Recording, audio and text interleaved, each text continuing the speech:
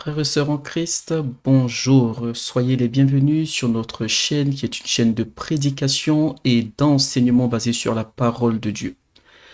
La prédication d'aujourd'hui portera sur un passage biblique qui dit « Marie, aimez vos femmes ».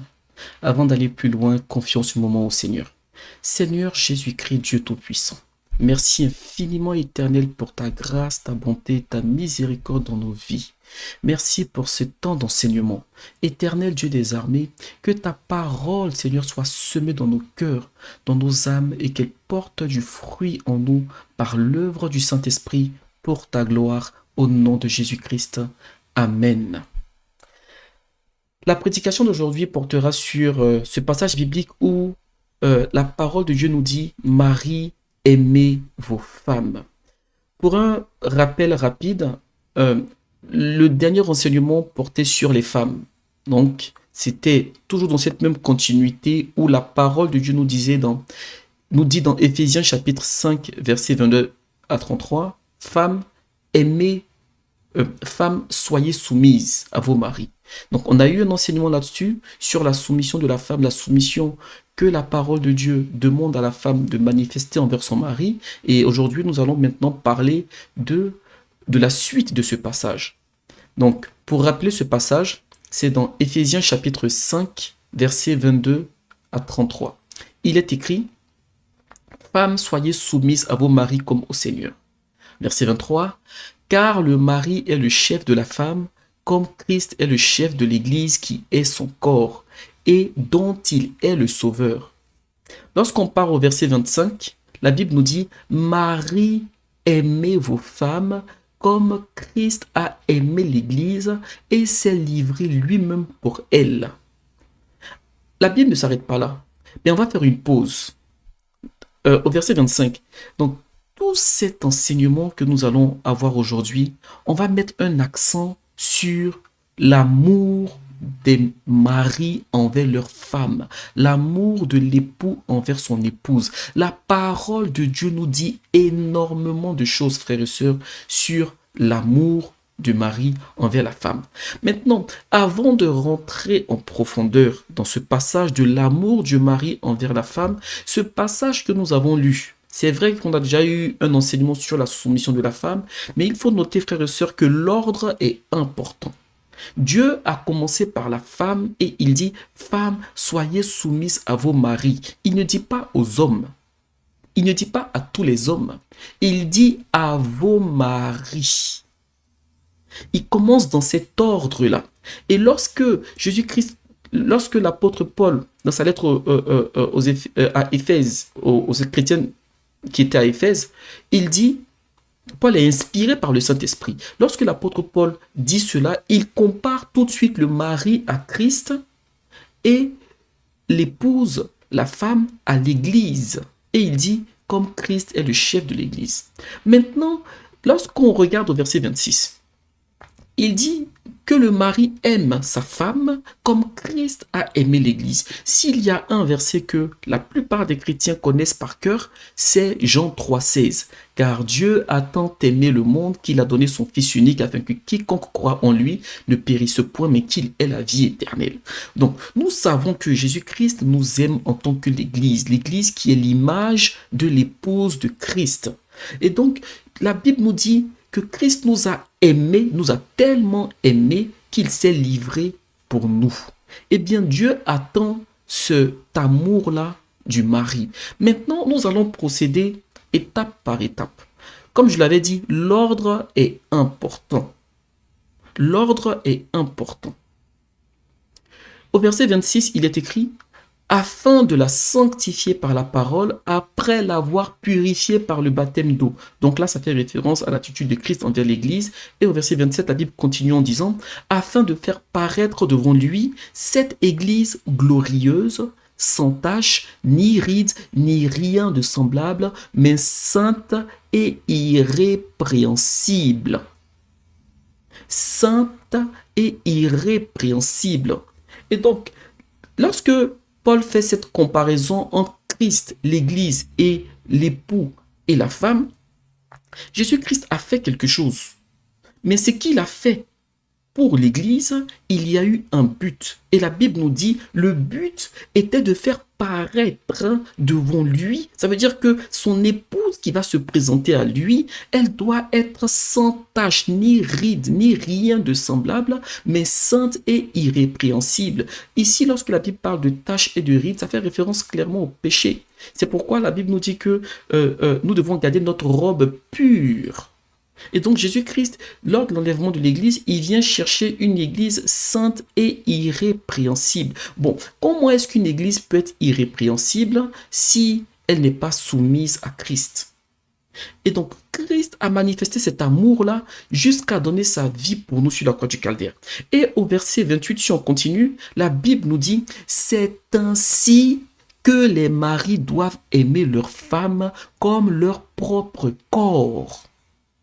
Là, on arrive à un autre niveau, à une autre étape. Le Seigneur est en train de nous dire dans sa parole ici que, en tant que mari, vous devez aimer vos femmes comme si c'était votre propre corps.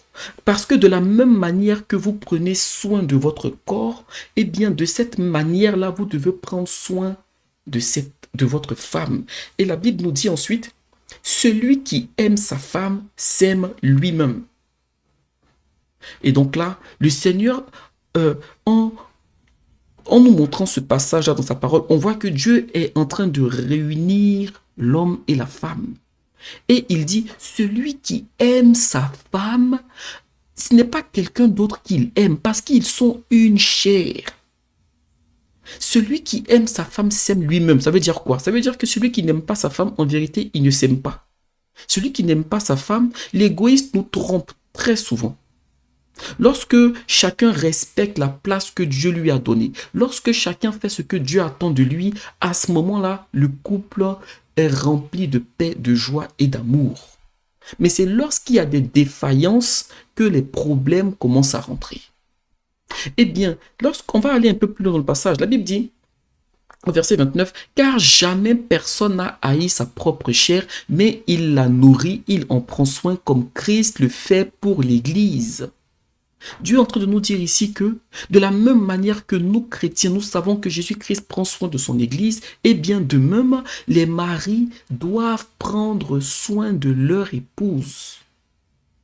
Ils doivent prendre soin de leur femme, comme Christ l'a fait pour l'Église. Et donc, au verset 31, il est écrit, « C'est pourquoi l'homme quittera son père et sa mère. » Vous voyez, le verset 31 commence par « C'est pourquoi ». Ça ne veut pas dire qu'il ne faut plus adresser de la parole à vos parents, à vos pères et mères. La Bible même demande d'honorer son père et sa mère, d'honorer nos parents. Eh bien, le Seigneur est en train de dire ici que, à un moment donné, l'homme qui aime son épouse doit prendre soin d'elle. Donc, il faut qu'il y ait un détachement pour qu'il puisse mettre l'accent sur son épouse. C'est la Bible qui le dit. Vous voyez, frères et sœurs en Christ? Et la Bible dit, ensuite les deux deviendront une seule chair. Et là, on comprend tout de suite pourquoi le Seigneur dit que celui qui aime sa femme, il s'aime lui-même. Parce que vous formez une chair. Et donc, au verset 33, et même Paul même dit, ce qu'on est en train de dire, peut-être que ça va, c'est pas encore clair, mais ça va s'éclaircir par la grâce de Dieu. Paul dit au verset 32, ce mystère est grand. Je dis cela par rapport à Christ et à l'Église. Du reste, que chacun aime sa femme comme lui-même et que la femme respecte son mari. Voilà. Donc, lorsqu'on lit ces passages, on a l'impression que on est dans un conte de fées, on a l'impression que tout est facile. Non, frères et sœurs en Christ. La Bible nous dit que nous n'avons pas un souverain sacrificateur qui ne saurait compatir à nos faiblesses. Aujourd'hui, les couples sont combattus. Aujourd'hui, les couples sont déchirés. Il y a, même dans le milieu chrétien, il y a énormément de divorces aujourd'hui, malheureusement. Et donc, nous avons eu le passage sur la soumission de la femme. Aujourd'hui, nous allons faire un focus sur l'amour du mari. Parce que Dieu responsabilise les hommes. Dieu responsabilise les hommes. Et donc, là on a eu l'introduction. dans cette partie-là, dans cet enseignement, nous allons voir dans un premier temps l'amour dans le couple. Mais on va mettre l'accent sur l'amour de l'homme dans le couple. On va voir différents principes, différentes règles que l'homme doit connaître lorsqu'il est dans son couple, soit parce qu'il est fiancé, qu'il va se marier, soit parce qu'il est déjà marié et qu'il n'a peut-être pas été enseigné là-dessus et qu'il n'en a pas connaissance. La Bible dit mon peuple périt parce qu'il lui manque la connaissance. Et donc la parole de Dieu nous donne la connaissance. Et là, on va mettre l'accent là-dessus dans un premier temps. L'amour de l'homme dans le couple. Ensuite, on va voir l'amour dans un discernement responsable. L'amour, ce n'est pas un truc pour les enfants. Donc, lorsque Dieu, c'est pourquoi la Bible dit, je vous en conjure, Jérusalem, fille de Jérusalem, ne réveillez pas l'amour qui dort avant qu'il ne le veuille. Ça veut dire qu'il y a un temps, il y a une maturité qu'il faut avoir dans l'amour, surtout dans l'amour dans le couple. Et enfin, nous allons voir, troisième partie, raviver l'amour dans le couple. Et on va s'appuyer sur les noces de Cana. Voilà. Que le Seigneur nous conduise durant tout cet enseignement. Alors, frères et sœurs en Christ, l'amour est l'élément le plus important dans le couple et dans la vie. 1 Corinthiens chapitre 13, versets 4 à 6 nous dit, la charité est patiente. Ici, lorsque la Bible parle de charité, la charité, ça fait référence à l'amour dans ce cadre-là. Si vous prenez par exemple la version Darby, vous allez voir que c'est marqué l'amour est patient. Et donc, la charité ici, ça fait référence à l'amour. L'amour est patient. La charité est patiente, elle est pleine de bonté. La charité n'est point envieuse. La charité ne se vante point. Elle ne s'enfle point d'orgueil. Elle ne fait rien de malhonnête. Elle ne cherche point son intérêt. Elle ne s'irrite point. Elle ne soupçonne point le mal. Elle ne se réjouit point de l'injustice, mais elle se réjouit de la vérité. Elle excuse tout. Elle croit tout. Elle espère tout. Elle supporte tout. Lorsqu'on lit ça, on a l'impression que c'est utopique. L'Esprit de Dieu, lorsqu'il travaille dans la vie d'une personne, d'un homme, eh bien, l'Esprit de Dieu, lorsque les deux dans le couple se laissent transformer par le Saint-Esprit, ils sont capables de vivre cela. Ce n'est pas... parce que quand on lit ça, on a l'impression que oui, mais bon, c'est un peu naïf de croire ça. Parce que les gens vivent des réalités dans les couples aujourd'hui qui ne sont pas celles que le Seigneur avait prévues initialement dans le couple. Eh bien, lorsque la Bible dit que la charité est patiente, elle est pleine de bonté. Alors, Jésus, on a vu dans Éphésiens, l'homme est comparé à Christ et la femme est comparée à l'Église. Dieu attend que les hommes soient bons, qu'ils soient pleins de bonté envers leurs épouses dans le couple. Dieu attend que l'homme ne soit pas enflé d'orgueil. Parce que oui, frères en Christ, lorsque vous êtes dans un couple, il y a des moments où vous allez prendre des décisions qui ne seront pas les bonnes.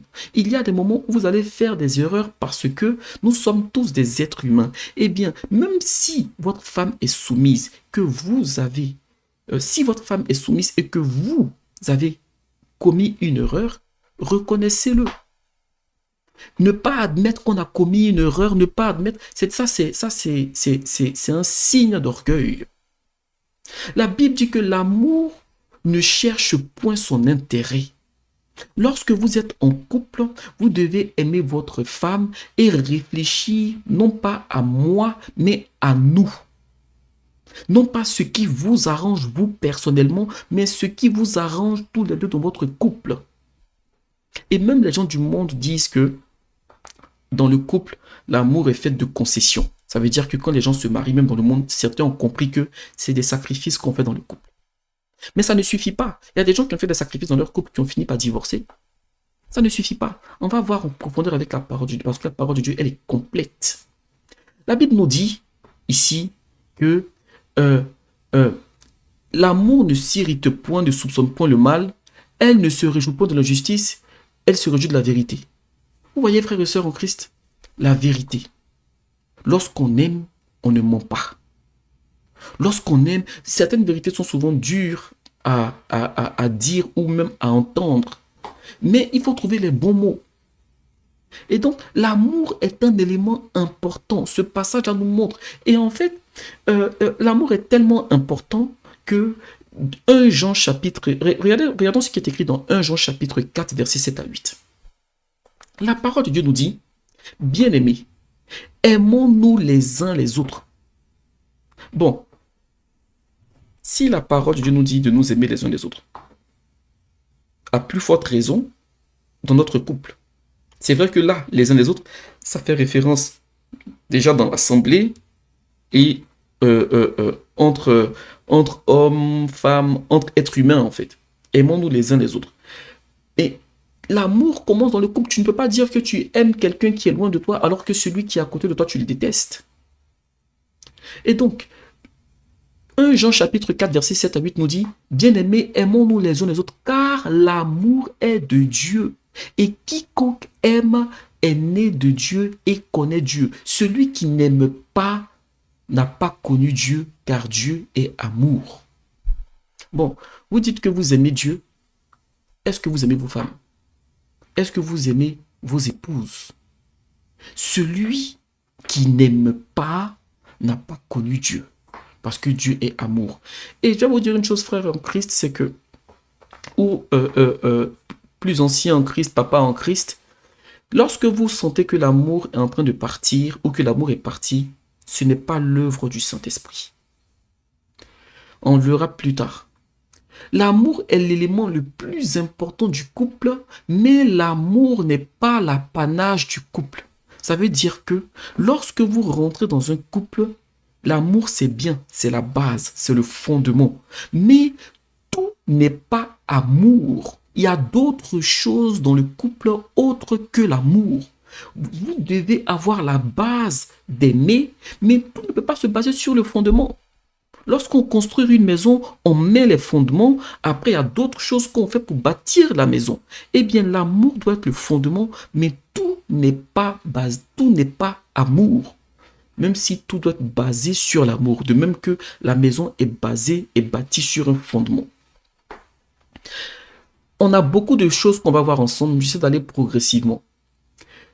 Éphésiens chapitre 5, verset 33, la Bible nous dit, « Du reste, que chacun de vous aime sa femme comme lui-même et que la femme respecte son mari. » 1 Timothée chapitre 6, verset 10 à 12, il est écrit, « Mais ceux qui veulent s'enrichir tombent dans la tentation, dans le piège et dans beaucoup de désirs insensés et pernicieux qui plongent les hommes dans la ruine et la perdition. » Au verset 10, « Car l'amour de l'argent est une racine de tous les maux. » L'amour de l'argent est une racine de tous les maux et quelques-uns, en étant possédés, se sont égarés loin de la foi. Vous voyez le processus? L'amour de l'argent a égaré d'autres personnes de la foi et ils se sont jetés eux-mêmes dans bien des tourments. Pour toi, homme de Dieu, fuis ces choses et recherche la justice, la piété, la foi, la charité qui est l'amour, la patience et la douceur. Vous voyez, frères et sœurs en Christ? Eh bien, frères en Christ, eh bien là, c'est Paul qui est en train d'écrire à Timothée. Et il est en train de dire à Timothée qu'il y a des gens qui sont même dans les assemblées, qui ont voulu s'enrichir. On leur a tellement prêché l'évangile de prospérité qu'ils ont commencé à être obsédés par la prospérité, à un tel point qu'ils ne se sont même pas rendus compte que leur cœur a été épris par des tourments. Ils ont tellement été tourmentés par le désir de prospérité, de richesse, que ça les a changés, ça les a transformés, même sans qu'ils s'en rendent compte, jusqu'à ce qu'ils soient égarés loin de la foi. Ils se sont égarés loin de la foi. Ça ne veut pas dire qu'ils ne viennent plus à l'église. Il y en a qui viennent à l'église, mais qui se sont égarés loin de la foi. Et donc, Paul dit à Timothée, toi, au verset 11, 1 Timothée chapitre 6, verset 11, pour toi, homme de Dieu, fuis ces choses. Fuis quoi? Fuis les tentations, fuis l'amour de l'argent. Eh bien, frères et sœurs, frères en Christ, lorsque vous rentrez dans votre couple, vous êtes dans le couple, faites très attention parce que rien n'est statique sur cette terre. Vous pouvez avoir un cœur bien simple aujourd'hui et parce que vous avez écouté tellement l'évangile de prospérité ou bien que vous avez écouté des choses, vous avez laissé l'amour de l'argent rentrer dans votre cœur, eh bien si vous êtes cupide, ça va se sentir dans votre couple. Un homme cupide, il y a des choses qu'il ne fera pas pour sa femme. Un homme cupide, il va difficilement aimer sa femme. C'est pourquoi j'ai dit, l'amour est important.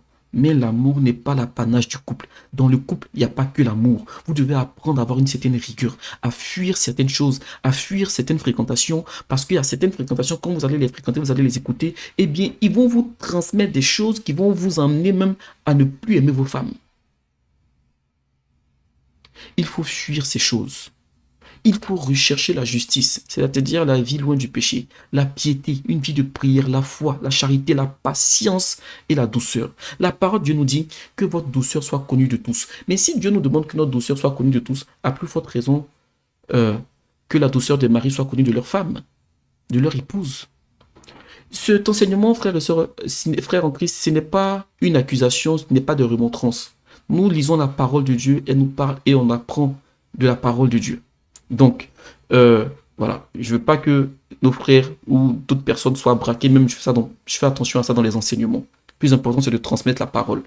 Par moment, la parole de Dieu peut arriver et puis elle peut être difficile à accepter, mais la Bible nous dit que si vous êtes docile, vous mangerez les meilleures productions du pays, qu'on se laisse toucher et transformer par la parole de Dieu.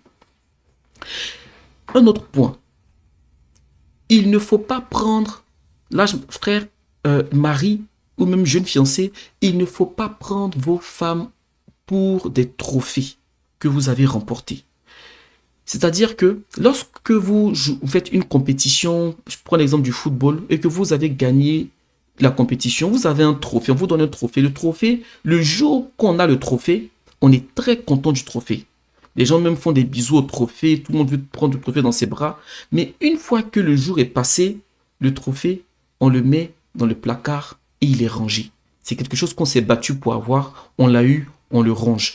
Malheureusement, il se passe ainsi dans beaucoup de couples. Ça veut dire que les hommes, certains hommes se sont battus pour avoir une femme, laisse qu'elles ont eu, on les a mis à la maison, bien on les a mis de côté, et puis bon, chacun fait sa vie, et puis non.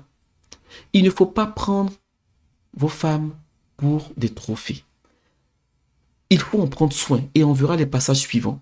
La femme a besoin de ça. Maintenant, avant de lire le passage, je vais donner un conseil aux femmes.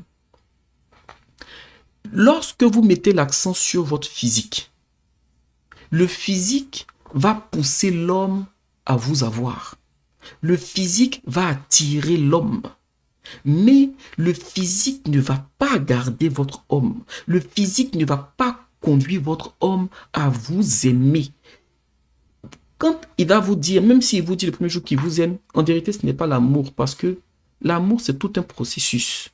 Le coup de foudre même, c'est une attirance, ou encore on peut dire amour érotique. Mais là, moi, je parle vraiment de l'amour qui n'est pas que érotique, de l'amour agapé. Eh bien, lorsque vous mettez l'accent sur le physique, ça va attirer un homme. Mais ce qui va garder votre mari, ce qui va conduire votre mari à vous aimer, c'est votre comportement. Parce qu'il faut comprendre une chose. L'amour se prouve et l'amour doit se prouver. Lorsque vous étiez fiancé, il a fait des preuves, il a manifesté des preuves d'amour, des preuves de considération. Eh bien, dans le couple, l'amour doit se prouver. Pourquoi est-ce que c'est important? Parce que lorsque l'amour est prouvé, ça ne laisse pas place au doute. Jésus-Christ, qui est l'époux, il a prouvé son amour pour nous. Alors, lorsqu'on lit dans Romains chapitre 5, on va lire versets 7 et 8, il est écrit: à peine mourrait-on pour un juste, quelqu'un peut-être mourrait-il pour un homme de bien. Mais Dieu prouve son amour envers nous en ce que lorsque nous étions encore pécheurs, Christ est mort pour nous. Ce passage nous montre que Dieu nous a aimés, mais il n'est pas resté sur son trône à nous dire « je vous aime ». Il a prouvé son amour pour nous. Donc lorsque je disais qu'il ne faut pas prendre sa femme comme un trophée et la ranger dans un placard, c'est de dire qu'en gros, que il faut en prendre soin. Il y a des choses que vous faisiez lorsque vous étiez fiancé, lorsque vous étiez au début. Il faut garder comment dire, des temps à deux. Il faut garder des temps où vous lui faites du bien, que ce soit des sorties, des petits voyages, des restaurants. Ce sont des choses qui sont importantes. Et par vos choix dans la vie de tous les jours, eh bien, dans vos choix, on doit, ou encore votre femme, c'est surtout ça qui est plus important, c'est surtout elle qui est plus important, c'est votre femme doit voir des preuves de votre amour pour elle. Parce que l'amour se prouve. Jean chapitre 14, versets 15, 21 et 23. Lorsqu'on dit que l'amour se prouve, comment vous allez prouver votre amour? Toutes les femmes n'attendent pas les mêmes preuves d'amour. Toutes les femmes n'attendent pas les mêmes preuves des hommes pour manifester leur amour. Eh bien, il en est de même avec Christ. Et même c'est aussi pareil aussi pour les hommes. Alors, lorsqu'on lit dans Jean chapitre 14, verset 15, Jésus-Christ, il nous donne aussi des preuves de son amour. Dans ce qu'on avait lu dans Romains chapitre 5, verset 8, nous dit « Dieu a prouvé son amour ». Maintenant que Dieu a prouvé son amour envers nous, Dieu attend aussi que nous lui prouvons notre amour.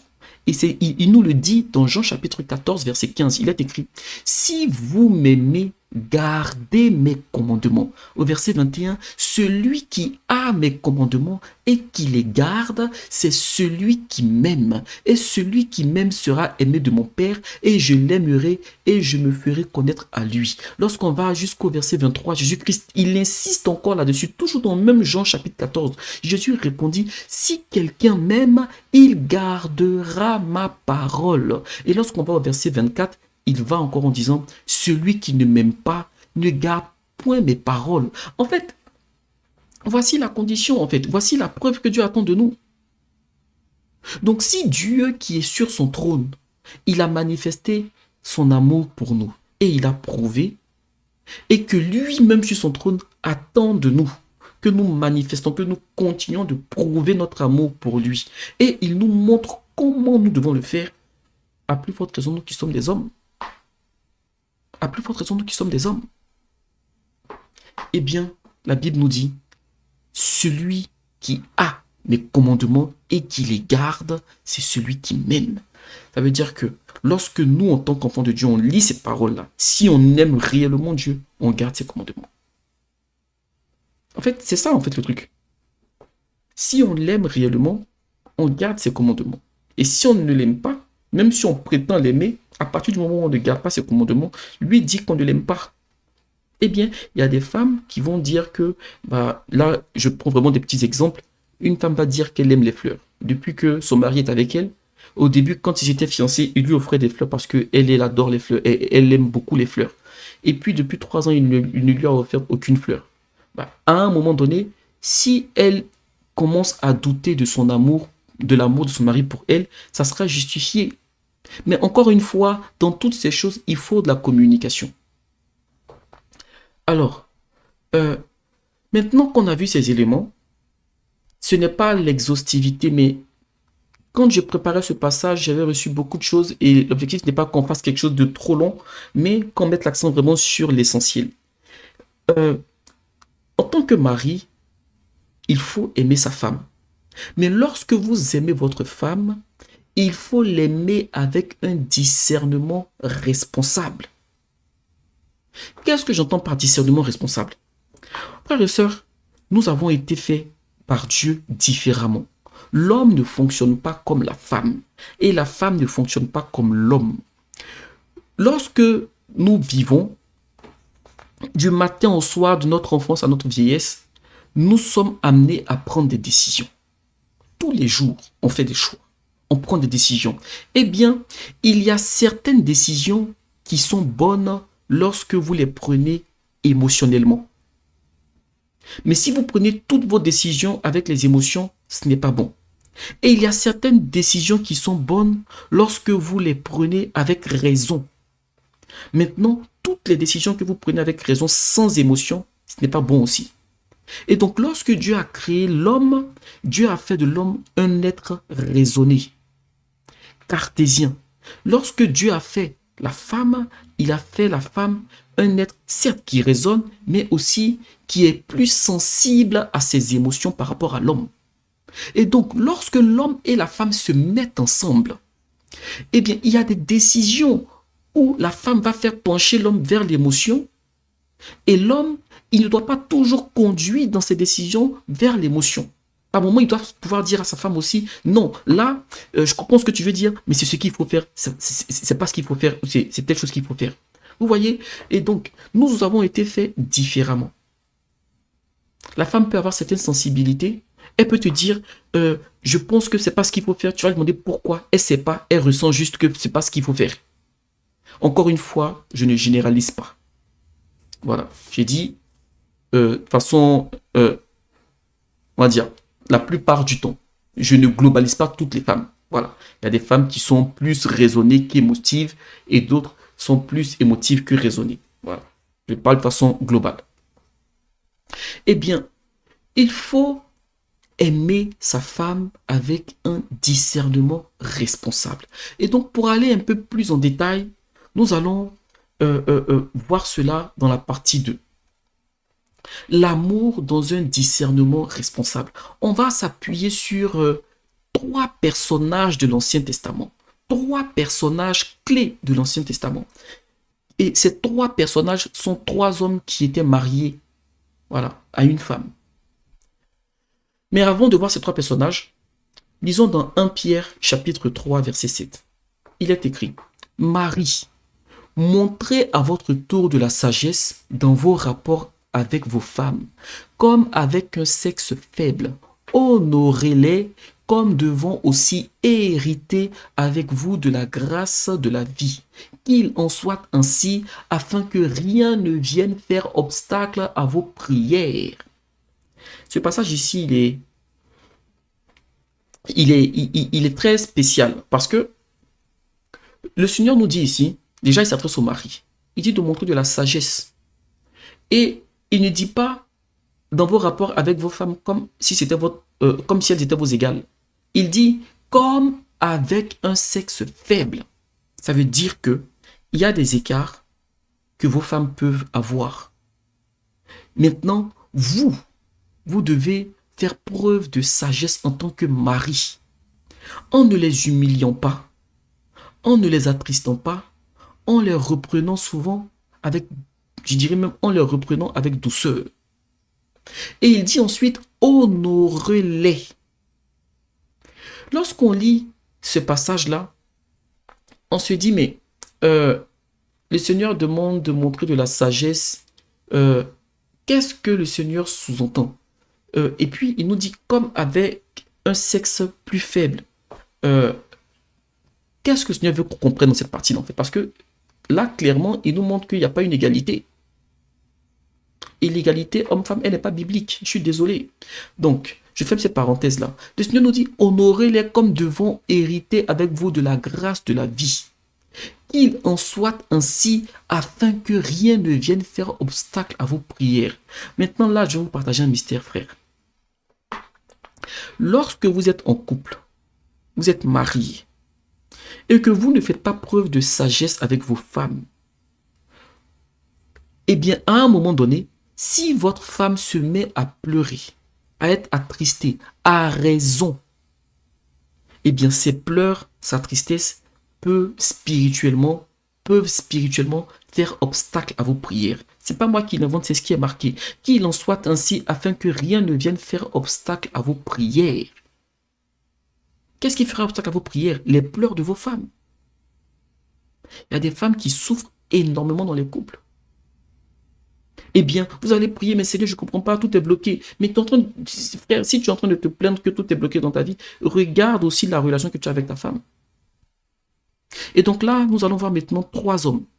Le premier homme que nous allons voir, pour voir c'est quoi ce que la Bible appelle montrer de la sagesse dans vos rapports avec vos femmes. On va voir c'est quoi ce discernement responsable. Le cas d'Abraham, Genèse chapitre 22, verset 1 à 3, il est écrit. Après ces choses, Dieu mit Abraham à l'épreuve et lui dit, Abraham, il répondit, me voici. Dieu dit, prends ton fils, ton unique, celui que tu aimes, Isaac, va-t'en au pays de Morija et là offre en holocauste sur l'une des montagnes que je te dirai. Au verset 3, Abraham se leva de bon matin, sela son âne et prit avec lui 2 serviteurs et son fils Isaac. Il fendit du bois pour l'holocauste et partit pour aller au lieu que Dieu lui avait dit. Alors, ce qui est magnifique dans ce passage, c'est que lorsqu'on se remet dans la situation, Abraham était avancé en âge. Abraham était marié à Sarah. Sarah, sa femme, était stérile. Elle avait dépassé l'âge même de la ménopause. Elle était arrivée à l'âge même d'être grand-mère. Elle devait avoir 90 ans ou 80 ans lorsque Isaac est né. Ça a été un miracle de Dieu. Et donc, ça a été le fils unique. Isaac a été le fils unique de Sarah. Et donc, lorsque Abraham est avec Isaac et Sarah, Dieu voit qu'Abraham était très attaché à son fils Isaac. C'était le fils qu'il avait eu dans sa vieillesse. Eh bien, Dieu dit à Abraham, pour le mettre à l'épreuve, donne-moi ton fils unique, sacrifie-le-moi. Eh bien, Abraham se lève. De bon matin, il prend son âne avec 2 serviteurs et il part. Maintenant, je vais juste mettre l'accent sur un point ici. Imaginons juste un instant, frères et sœurs, que Abraham se lève de bon matin. Ça veut dire que probablement qu'il a reçu ça dans un songe. Imaginons qu'Abraham se lève de bon matin et il va dire à Sarah, « Ah, Sarah, tu sais, Dieu m'a parlé, il m'a dit de lui offrir Isaac en sacrifice. À votre avis, comment Sarah allait réagir? Sarah est une femme qui a pleuré pendant des décennies pour avoir un enfant. Et toi, tu te lèves un bon matin où Sarah a déjà dépassé 90 ans. Tu lui dis que Dieu t'a dit de sacrifier son fils unique.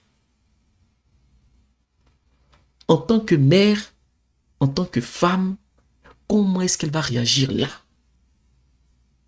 Abraham a fait preuve d'un amour dans un discernement responsable. Il a discerné que ça, je suis convaincu que c'est Dieu qui m'a parlé. Sarah, je ne sais pas comment elle va réagir et elle risque de ne pas bien réagir. Je ne vais pas lui dire ça. Je vais faire ce que Dieu me dit de faire. Plus tard, je pourrai lui expliquer. Vous voyez, frères et sœurs en Christ, il a su que dans cette situation, sa femme allait réagir avec ses émotions. Sarah, elle aurait été capable de dire à Abraham, mais ce n'est pas Dieu qui t'a parlé. Et il y a des femmes qui disent ça à leur mari. Tu es sûr que c'est Dieu qui t'a parlé? Parce que nous ne prenons pas les choses avec, on va dire, nous n'avons pas été créés de la même manière. Vous voyez, Abraham aimait son fils. Abraham aimait Isaac. Mais Abraham était prêt à faire ce sacrifice-là pour montrer son amour pour Dieu. Vous voyez, et il ne l'a pas dit à Sarah.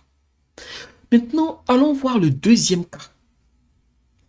Job chapitre 2, versets 9 à 10.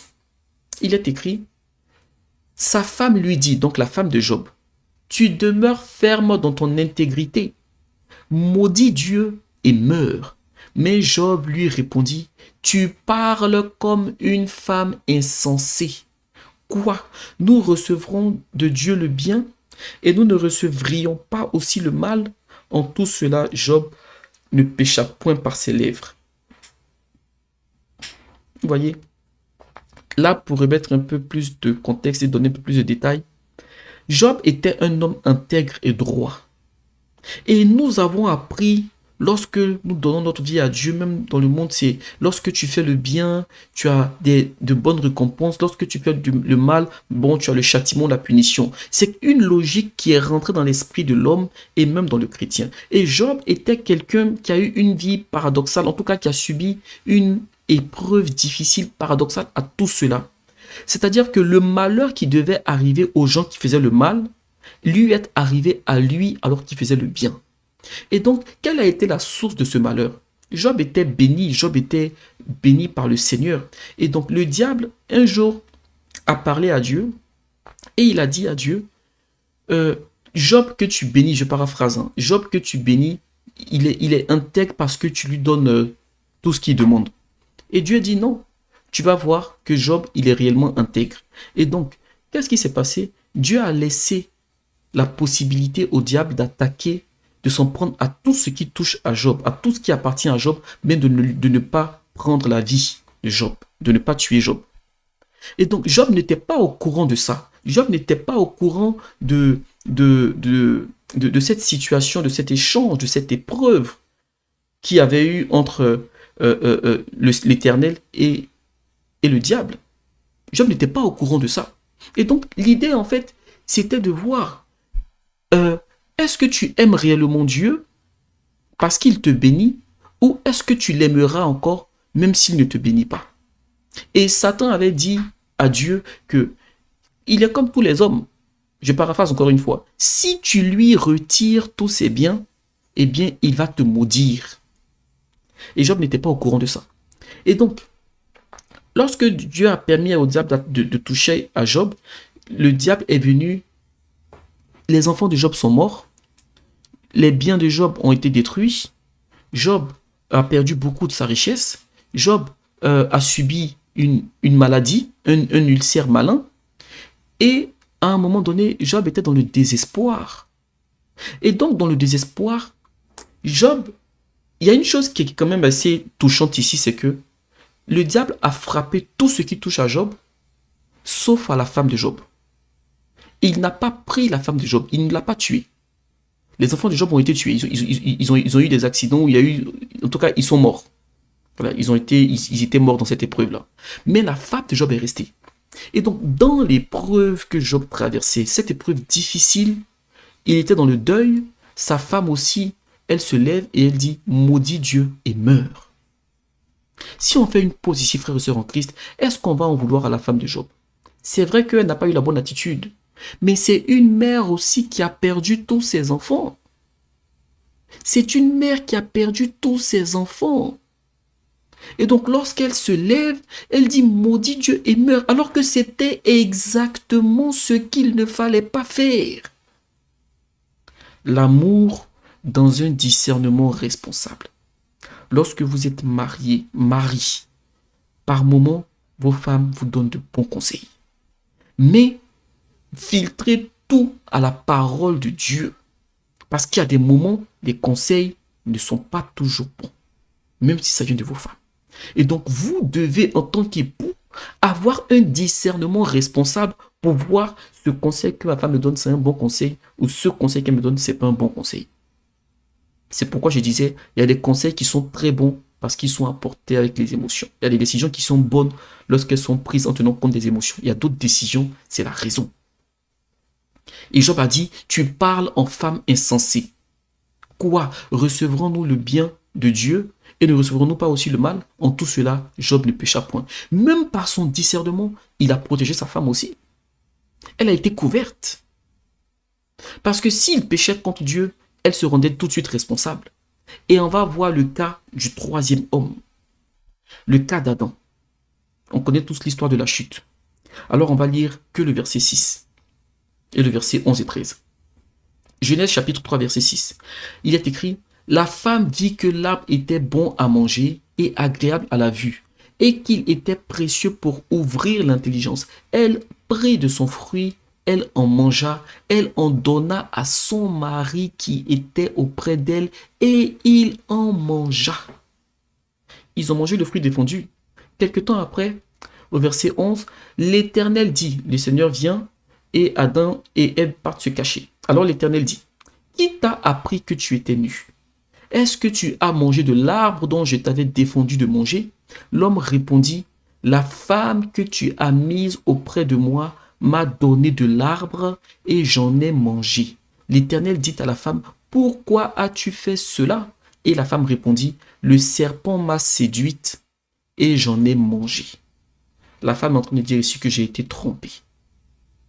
Oui, mes frères, dans votre couple, dans vos couples, eh bien, il peut arriver que vos femmes vous donnent des conseils. Ce n'est pas qu'elles vous veulent du mal. Non. Mais elles peuvent être trompées par des pensées, par des situations, par X raisons. C'est pourquoi vous devez avoir une relation intime avec le Saint-Esprit en tant que chef de foyer. Et donc, dans cet amour que vous manifestez, lorsque vous manifestez un amour responsable, votre discernement, eh bien, ça couvre aussi la femme. Ici, dans cette situation, le serpent n'a pas parlé à Adam. Le serpent a parlé à Ève. Lorsque Ève a pris le fruit, la Bible dit que Adam était à côté. Elle en a mangé. Si Adam avait manifesté un amour avec un discernement responsable, Adam allait reprendre Ève là avant même qu'elle ne mange, en lui disant, mais non, pourquoi est-ce qu'Adam était passif? Pourquoi est-ce qu'Adam était passif? Alors, elle prend, elle mange, il est à côté, elle lui donne, il mange, et quand le temps du jugement arrive, quand le temps de rendre les comptes arrive, eh bien, Adam, il tourne sa veste en disant à Dieu, c'est la femme que tu as mise auprès de moi qui m'a donné l'arbre. Oui, Adam, c'est elle qui t'a donné, mais Dieu t'a donné quelque chose. Toi, Dieu t'a donné la responsabilité. Tu l'aimes, mais sois dans un amour responsable. C'est pourquoi on a lu, ayez de la sagesse dans vos rapports, comme avec un sexe faible, dans le sens où, oui, par ses émotions, par ses sentiments, elle peut faire des erreurs. Mais à vous d'être spirituel et rattraper le tir. Vous voyez? Eh bien, cette situation, elle touche à beaucoup de couples où des hommes en veulent à leur femme parce qu'ils estiment que c'est à cause d'elle s'il a fait telle erreur, c'est à cause d'elle s'il a fait telle, il a commis telle erreur. Eh bien, ce sentiment-là, ça finit par rendre l'homme amer envers sa femme. Ça finit par étouffer l'amour de l'homme envers sa femme. Souvent, ils sont en couple parce que, bon, on est chrétien et puis on ne veut pas qu'il y ait de scandale. Donc, du coup, on reste là, mais au fond de soi, on sait que l'amour n'est pas, ou l'amour n'est plus. Eh bien, regardons ce qui est écrit dans Colossiens chapitre 3, versets 18 et 19. La Bible dit, femmes, soyez soumises à vos maris comme il convient dans le Seigneur, au verset 19. Marie, aimez vos femmes et ne vous aigrissez pas contre elles. C'est quoi ne pas s'aigrir contre quelqu'un? Déjà même, c'est quoi le fait d'être aigri? Parce que, généralement, les gens sont aigris. Quand les gens sont aigris, ça fait suite à une déception. Généralement. Ils vivaient quelque chose, il y a eu une déception, la déception a mis de la tristesse les a rendus amers, et puis bon, ils sont restés dessus, et ils ne sont pas passés à autre chose, donc ça les rend aigris, ça les rend amers, souvent même ils deviennent agressifs. Eh bien, pourquoi est-ce que Dieu dit aux hommes, ne vous aigrissez pas contre vos femmes, aimez vos femmes? Parce que oui, en n'ayant pas de la sagesse dans les choix, ou, pardon, je veux dire, en n'ayant pas fait preuve de discernement responsable, souvent, beaucoup d'hommes ont pris des décisions qui n'étaient pas les bonnes sous les conseils de leurs femmes. Et leurs femmes, lorsque les femmes ont donné des conseils, encore une fois, je vais mettre l'accent dessus, ce n'était pas pour faire du mal, c'était après, il y a des femmes qui veulent faire du mal. Moi, là, je parle dans un cadre de chrétien. Et souvent, l'insoumission aussi fait que les hommes, quand ils en ont marre d'être émasculés, à un moment donné, ils deviennent aigris. Quand ils ne se sentent pas respectés, ils deviennent aigris. Et par moments, ils laissent faire parce qu'ils ne veulent pas se prendre la tête. Regardez ce qu'on a vu. Le cas d'Adam, la passivité d'Adam a conduit l'homme dans un gouffre, le gouffre du péché. Même si Jésus-Christ est venu donner sa vie pour qu'on soit sauvé, il y a des milliards de gens qui ne seront pas sauvés. Parce qu'ils ont rejeté Christ. Et même ceux qui se disent chrétiens, beaucoup ne seront pas sauvés parce qu'ils n'ont pas abandonné complètement le péché. Vous voyez? Et ça part de là. Maintenant, regardez ce que Adam a vécu et regardez ce que Job a vécu. Job, alors qu'il avait tout perdu, Job a dit à sa femme, non, non, je ne maudirai pas Dieu. Job a vécu plus de choses difficiles qu'Adam, mais Job a su faire preuve de discernement en disant non, ce que tu dis là, c'est pas bien. Ce que tu fais là, c'est pas bien. Tout en étant dans l'amour. Vous voyez? Eh bien, lorsqu'on voit que aujourd'hui dans les couples, il y a beaucoup de conflits, beaucoup de maris aigris, de femmes tristes, parce qu'elles ne se sentent plus aimées, elles ne se sentent plus comprises. Eh bien, frères et sœurs, il faut savoir une chose. Dans le couple, il y a 4 intervenants. Il y a l'homme, il y a la femme. Si vous êtes chrétien, il y a le Saint-Esprit. Je vais parler du couple chrétien. Mais très souvent aussi, il y a un autre qu'on oublie, c'est le serpent du jardin d'Éden. Et lorsqu'il vient, il chuchote beaucoup aux oreilles de la femme et aussi aux oreilles de l'homme. Si vous ne laissez pas la place au Saint-Esprit, eh bien, vous risquez d'avoir un couple où il n'y aura pas la paix. Alors, nous allons aborder notre troisième et dernière partie. Raviver la flamme dans le couple, les noces de Cana. Il faut savoir une chose, frères et sœurs en Christ, l'amour n'est pas statique. L'amour évolue. Et donc, pour le maintenir, vous devez l'entretenir. Sinon, l'amour s'estompe. L'amour baisse. Ou bien, l'amour même peut finir par mourir. Je vais vous donner une image. Même pas une image, même une réalité. Lorsque vous êtes dans les fiançailles, la façon dont vous voyez votre fiancé, eh bien, vous l'aimez. Lorsque vous allez rentrer dans le mariage, après quelques semaines de vie de couple, la façon dont vous allez aimer votre mari ou votre femme, ce n'est pas la même manière que vous l'avez aimé dans le fiançailles. Mais comme c'est récent, vous n'allez pas vous en rendre compte ça tout de suite. L'amour aura évolué. Et lorsque vous êtes mariés, vous êtes tous les deux, quand il y a un enfant qui vient, vous devenez maintenant parents. L'amour de parents, là, ce n'est pas le même que lorsque vous étiez fiancés ou lorsque vous étiez dans la vie de couple sans parents. Quand vos enfants grandissent, l'amour aussi évolue. Et donc, lorsque les enfants partent de la maison, vous devez réapprendre à revivre à deux. Et là encore, c'est un autre type d'amour. En fait, tant que vous vivez ensemble par rapport aux situations de la vie, aux événements qui arrivent, eh bien, l'amour aussi évolue. Maintenant, si vous restez sur l'amour des fiançailles, eh bien, vous faites une erreur. Parce que votre femme ne redeviendra pas une jeune fiancée. Si elle a 50 ans, 40 ans, elle n'aura pas le corps de ses 18 ans, par exemple. Elle n'aura pas le cœur de ses 18 ans, par exemple. Et donc, c'est une erreur que les gens font en se disant, bon, on a 40 ans, ça fait 10 ans qu'on est ensemble, on veut s'aimer comme on était au début. Non, vous ne devez pas vous aimer comme vous étiez au début, parce que vous n'êtes plus au début. Vous devez apprendre à vous aimer comme vous êtes là maintenant. Parce qu'au début, peut-être que l'autre, il t'a aimé parce que c'était uniquement par rapport au physique, c'était peut-être ce qui l'avait attiré. Mais si tu as 40, 45, quand tu veux qu'il t'aime comme au début, est-ce que tu auras ton corps de il y a 10, 15 ans? Non. Eh bien, l'amour évolue. Il faut l'entretenir. Maintenant, il arrive des situations où l'amour s'étouffe, voire même l'amour meurt. Où l'homme peut dire, là, si je suis sincère envers moi, je n'aime plus ma femme. Un homme peut dire ça, un homme peut penser ça. Eh bien, la parole de Dieu est la solution à tout. Dans ce passage, nous allons voir ce que la Bible nous montre, ce que la Bible nous dit sur le fait de raviver la flamme dans un couple. Parce que le Saint-Esprit, son objectif aussi, ce n'est pas que les couples de chrétiens se divorcent, mais au contraire, c'est qu'ils prennent conscience, qu'ils se laissent transformer et que le Saint-Esprit ravive la flamme, ravive l'amour en eux. Au nom de Jésus-Christ. Et donc, dans Jean chapitre 2, versets 1 à 11, on va lire que des passages clés. Il est écrit, au verset 2, Jésus fut aussi invité aux noces avec ses disciples.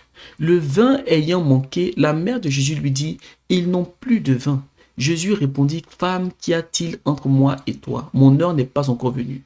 Au verset 5, sa mère dit au serviteur, faites ce qu'il vous dira. Au verset 6, or il y avait là 6 vases de pierre qui étaient destinés à la purification des Juifs. Jésus-Christ leur dit au verset 7, remplissez d'eau ces vases. Lorsqu'on arrive au verset 10, l'ordonnateur du repas dit, tout homme sert d'abord le bon vin, puis le moins bon après qu'on s'est enivré. Toi, tu as gardé le bon vin jusqu'à présent. Tel fut à Cana le premier des miracles que Jésus fit.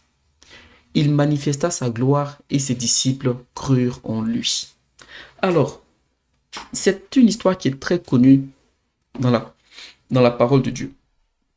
Mais pour ceux qui ne la connaissent pas, on va redonner encore quelques petits détails. Ici, au verset 10, la Bible dit, ça a été le premier des miracles de Jésus-Christ. Frères et sœurs, Dieu ne fait rien par hasard.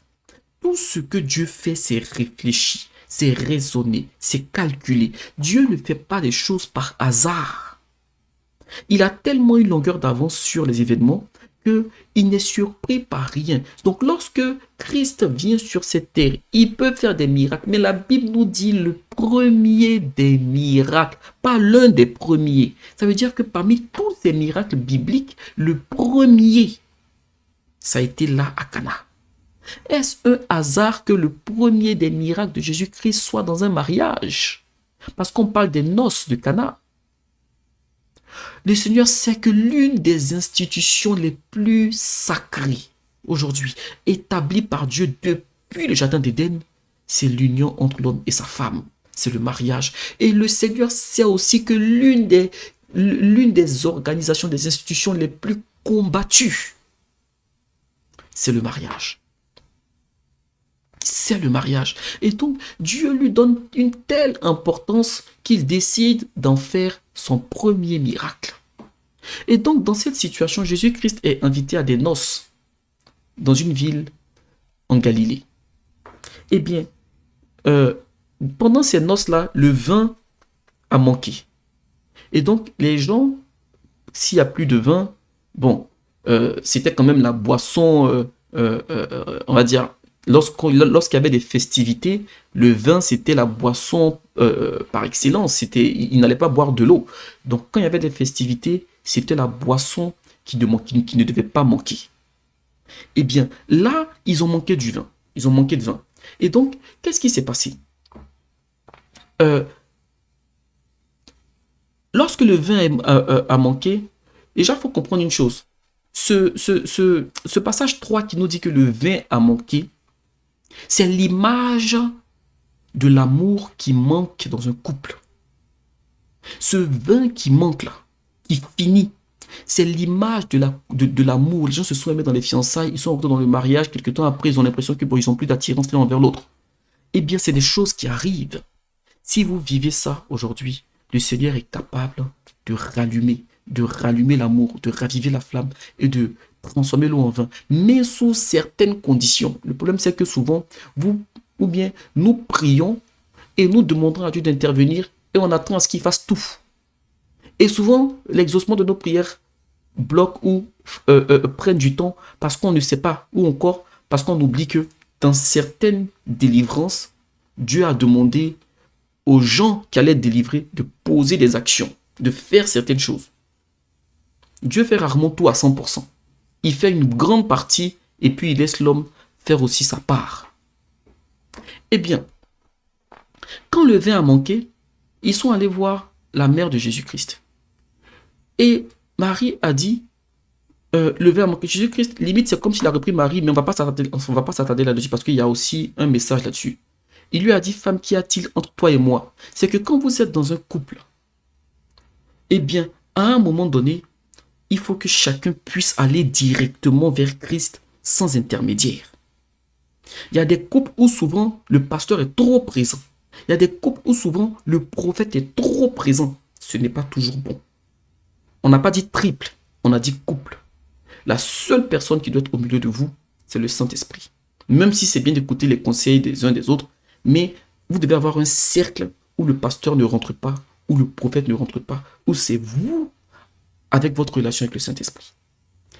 Jésus-Christ, lorsqu'il dit ça à sa mère a dit au serviteur, faites ce qu'il vous dira. C'est tout.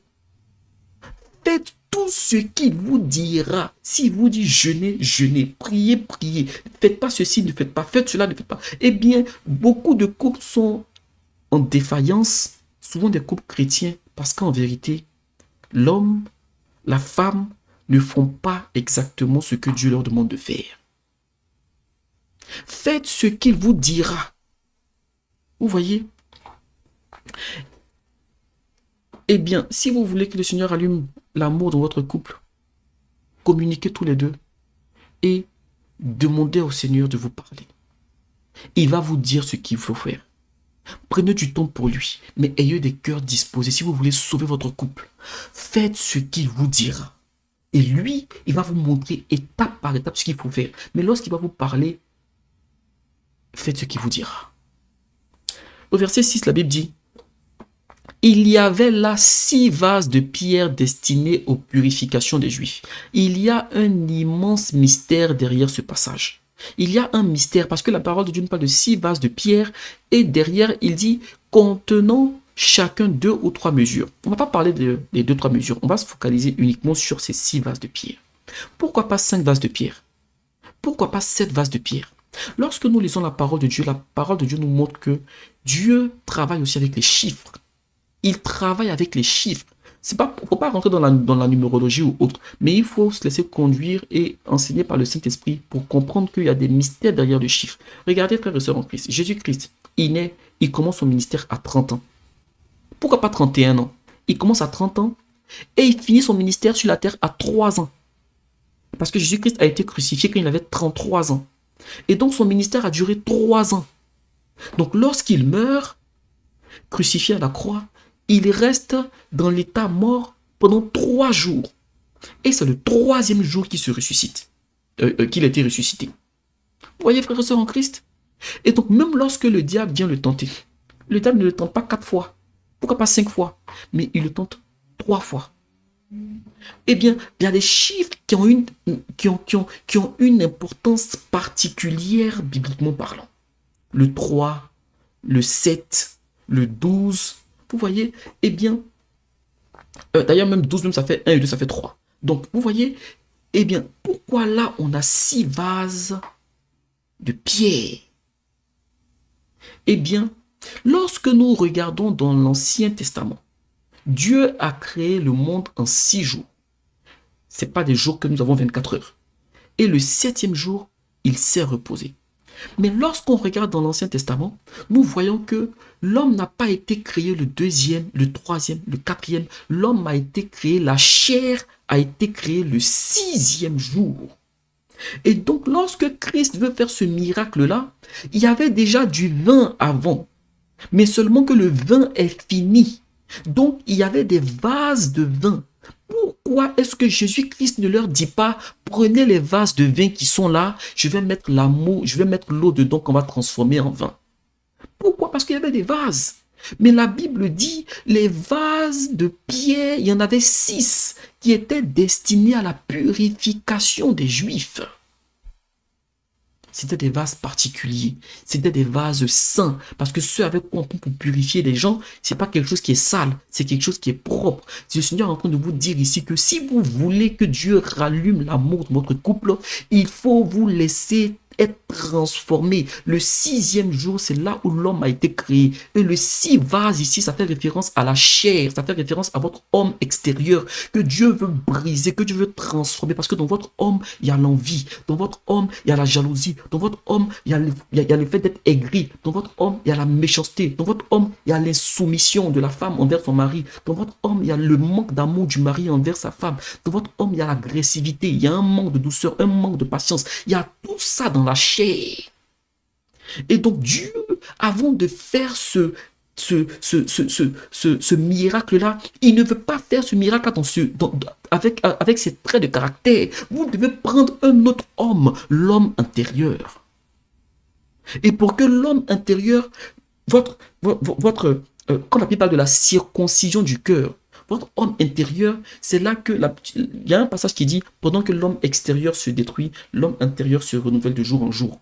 C'est vrai que ce passage peut faire référence aussi aux jeunes, mais ça fait aussi référence à la sanctification. Dieu veut briser cette chair-là pour faire sortir l'homme intérieur.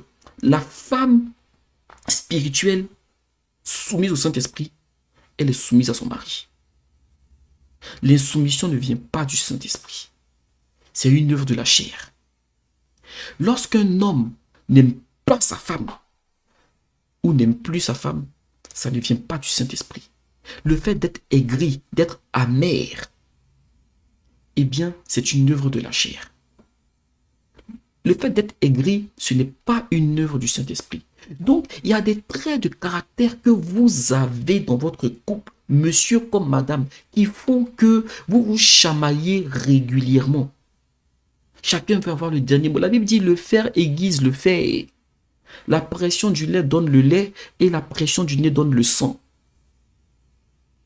Eh bien, Dieu peut vous transformer, mais pour vous transformer, comme Marie a dit aux serviteurs, faites ce qu'il vous dira. Il y a des moments où tu vas dire au mari, sois patient. C'est pas grave. Et à des moments, il va dire à la femme, garde le silence. Si tu veux lui parler, pas sur ce ton-là. Vous voyez, frères et sœurs en Christ? Eh bien, lorsque vous vous laissez transformer par le Saint-Esprit, eh bien, c'est dans ces 6 vases-là de pierre destinés à la purification des Juifs. C'est dedans que Jésus-Christ a dit, remplissez d'eau ces vases. Et pendant qu'ils ont rempli d'eau ces vases, la Bible ne nous dit pas que Jésus-Christ a fait le miracle tout de suite. Jésus-Christ leur a dit, maintenant, allez porter l'eau que vous avez remplie là. Le vase que vous avez rempli d'eau, allez apporter ça à l'ordonnateur du repas. C'est lorsque lui, il a vu, c'est quand il a pris qu'il a vu que en fait finalement c'était pas de l'eau, que c'était du vin. Donc on ne sait pas à quel moment Jésus-Christ a fait la transformation d'eau en vin. Mais on sait qu'il a fait. Lorsque vous serez en train de vous laisser transformer par le Saint-Esprit, vous n'allez même pas vous en rendre compte, mais il est déjà en train de travailler pour mettre l'amour dans votre couple.